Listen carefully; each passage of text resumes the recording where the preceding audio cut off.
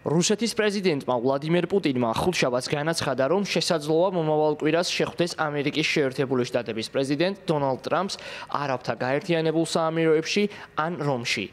თუმცა თეთრი სახლის წარმომადგენლის აზრით, სამიტი შეიძლება საერთოდ არ ჩატარდეს, თუ კრემლის ლიდერი უკრაინის პრეზიდენტ ვოლოდიმირ ზელენსკისთან შეხვედრას არ დასთანხმდება. ამავდროულად ქვეყნის აღმოსავლეთ ფრონტის ხაზზე უკრაინელი ჯარისკაცები კვლავ იგერიებენ რუსეთის შეტევებს. სპარტანული დანაყოფის უპილოტო საფრენი აპარატის პინგვინის მეთაურმა ბუდამ განაცხადა, რომ რუსი ქვეითი ჯარისკაცები ინტენსიურად მოძრაობდნენ პოკროვსკის მიმართულებით. მან ასევე შენიშნა, რომ რუსებმა თავიანთი საარტილერიო დანაყოფები ფრონტის ხაზთან ძალიან ახლოს განალაგეს. ვხედავთ, რომ არტილერია გააქტიურდა, ამ მიმართულებით მტრის ქვეითი ჯარის გადაადგილება შესამჩნევად გახშირდა. ისინი უფრო ინტენსიურად ისვრიან. როგორც ჩანს, უფრო მეტი არტილერია შემოიყვანეს. სიტუაცია რთულია. ჩვენ უბრალოდ უფრო ძლიერად დავარტყამთ მათ და სულ ესაა. დიახ, ჩვენ მათ ვპოულობთ და ვანადგურებთ. სპარტანული დანაყოფი ამერიკული დრონების გამოყენებით ადგენს და გადასცემს კოორდინატებს საარტილერიო დანაყოფებს, რათა მათ რუსულ პოზიციებს ცეცხლი გაუხსნან. ბუდას თქმით, ამ დრონების სიმრავლე უკრაინელებს ბრძოლაში ძალიან დაეხმარება.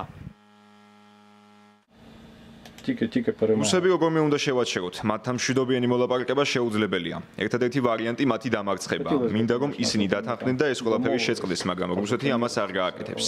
მათ არ სურთ მოლაპარაკება, ამიტომ ერთადერთი ვარიანტი მათი დამარცხება. ახლა ზუსტად ის ომია, რომელიც ადრე იყო. შესაძლოა სადღაც რაღაც იცვლება, მაგრამ ჩვენს ტერიტორიაზე ყველაფერი იგივე რჩება. ნუ მიაქცევთ ყურადღებას, რას ამბობენ ახალ ამბებში. ჩვენ უნდა დავიცვათ ქვეყანა მანამ, სანამ არ გამოაცხადებენ, რომ ყველაფერი დასრულდა.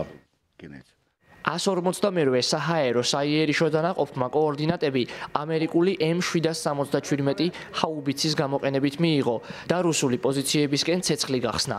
ჰაუბიცის მეთაური მეტსახელად ვარშავა პოლონეთში თითქმის 10 წელი ცხოვრობდა, სანამ 2022 წელს რუსეთი უკრაინაში შეიჭრებოდა.